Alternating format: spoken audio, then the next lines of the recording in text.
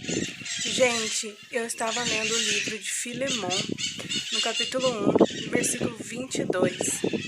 E lendo esse livro, a primeira coisa que me chamou a atenção é que Paulo, mesmo estando preso, ele não se deixou parar.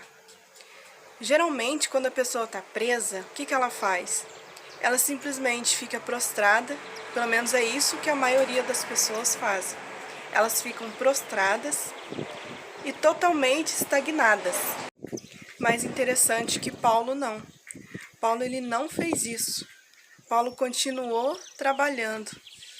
Quando Paulo escreve essa carta para Filemon, ele estava, nessa carta em específico, ele estava ele tinha o intuito de fazer um pedido para Filemon, que era de receber Onésimo. Então, assim, mesmo estando preso, ele não deixou de trabalhar, ele não deixou de fazer a obra de Deus. E quantas vezes a gente, por questões pequenas, a gente deixa de fazer aquilo que a gente gosta, ou às vezes a gente deixa de fazer as coisas para Deus, dentro da casa de Deus. Nesse vídeo, eu quero te fazer uma pergunta. Em que você está preso? Por que você parou de lutar? Por que você desistiu dos seus sonhos? Por que você está aí parado? Eu quero te convidar a fazer como Paulo. Quero te convidar a não olhar para as grades, porque humanamente falando, aos olhos carnais, Paulo estava vendo apenas parede fria. Ele estava vendo apenas grades e soldados. É isso que os olhos humanos dele estavam vendo. Mas Paulo não se detinha nas coisas físicas. Ele sempre olhava pelo olhar espiritual, que inclusive é isso que ele sempre ensina nas suas cartas. Ele sempre ensina, tem um versículo bíblico que ele diz: não devemos andar pelo que vemos, e sim pelo que cremos. Foi Paulo que disse isso. Paulo não era um homem só de palavras. Através dessa carta de Filemon, ele nos prova que ele falava e fazia. Através dessa carta, ele prova que ele realmente vivia pelo que ele cria. E muito interessante que nesse versículo 22, ele fala justamente isso, que ele pede para que Filemon arrume para ele uma pousada. Ele ainda estava preso. Ninguém tinha falado para ele assim, você vai ser solto, amanhã você já vai sair daqui. Não. Nesse versículo 22 fica bem claro que pela fé ele sabia que ele iria sair dali. Ele já estava contando com isso, já estava contando que ele iria sair daquele lugar e ele já estava fazendo planos para quando ele saísse. E você? Você tem feito planos para quando a sua vitória chegar? O que você já tem preparado para quando a sua vitória chegar?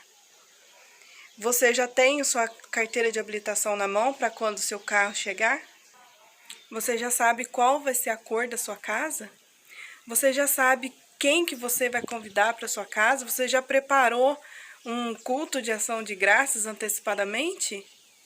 Eu quero perguntar para você, quero que você coloque aqui nos comentários o que você já tem preparado para quando a sua vitória chegar.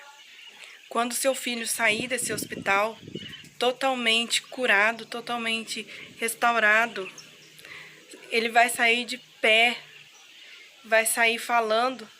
E aí, qual vai ser a primeira coisa que você vai fazer com ele? Você vai tomar um sorvete?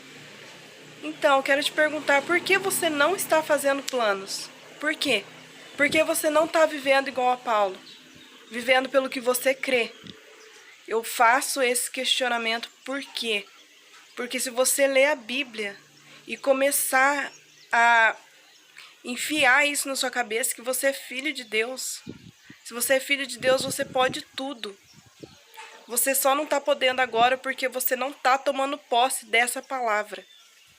Então, faça plano. Se você ainda não fez, faça. A partir de hoje, esse vídeo não chegou até você à toa. Eu quero que você faça planos e, inclusive, eu quero que você coloque aqui como um compromisso de que você fez um plano. E eu vou ler cada um desses compromissos, hein? Outra coisa muito importante sobre Paulo é que ele não ficava focado no que estava dando errado. Porque ali não tinha esperança mesmo. E é por isso que muitas vezes a gente não consegue sair do buraco. A gente caminha e parece que andou muito pouco. É porque a gente só fica olhando para aquilo que está dando errado.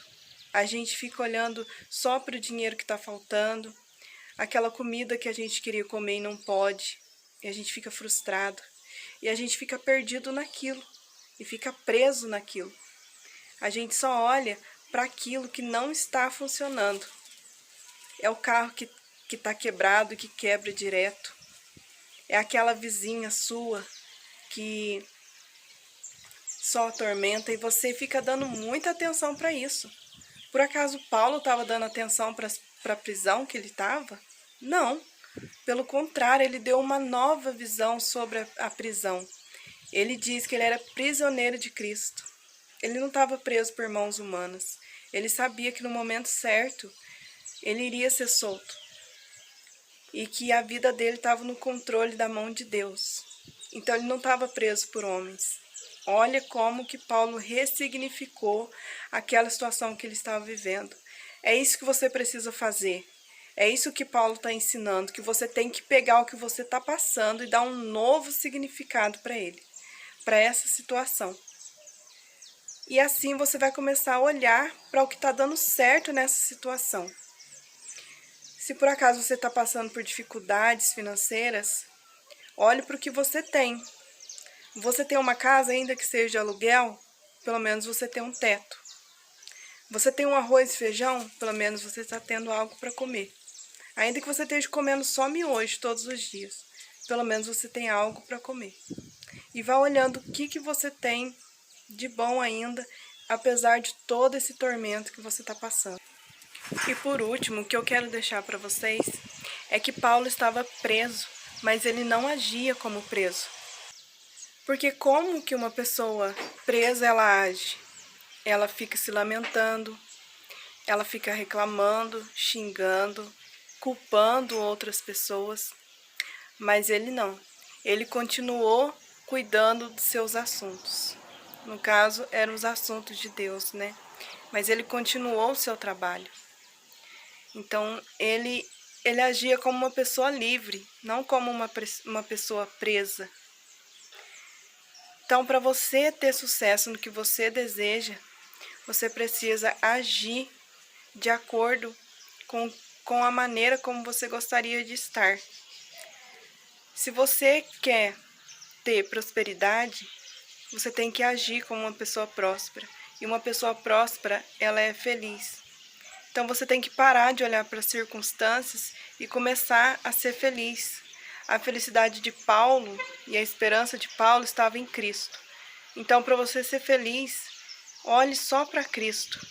Assim você vai conseguir ser feliz e agir como você gostaria de ser, como você gostaria de estar nesse momento. E é isso. Eu espero que essa palavra tenha te ajudado.